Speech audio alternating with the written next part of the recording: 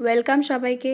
তো সেদিন চলে গিয়েছিলাম মেড ক্যাফে হলে, যেটা ছিল বিবাদীবাগে শিফটিং কর্পোরেশনের একদম পাশে।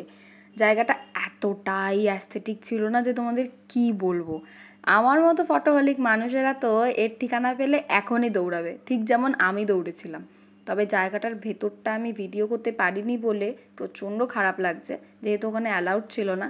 তবে হ্যাঁ, আমি শেষ অবধি কিছু ফটো অ্যাড করে দিয়েছি, সেটা দেখতে হলে তোমরা কিন্তু ভিডিওর শেষ অবধি যেও। জায়গাটা খুব অ্যাস্থেটিক ছিল।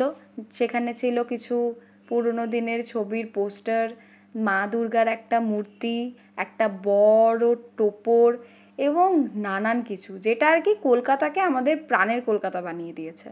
তারপর খিদে পেয়ে গেছে, এবার তো কোথাও যেতেই হবে। চলে গিয়েছিলাম ঠিক মিনিট সাথে খেটেই ভোজ কোম্পানি বলে একটা রেস্টুরেন্টে। সেখানকার খাবার প্রচণ্ড ভালো ছিল, গরম, একেবারে অ্যাফোর্ডেবল দাম, অ্যাম্বিয়েন্সও খুব সুন্দর। চারদিক থেকেই বলতে পারি যে সেদিনকার ঘোরাটা প্রচণ্ড স্যাটিসফাইং ছিল।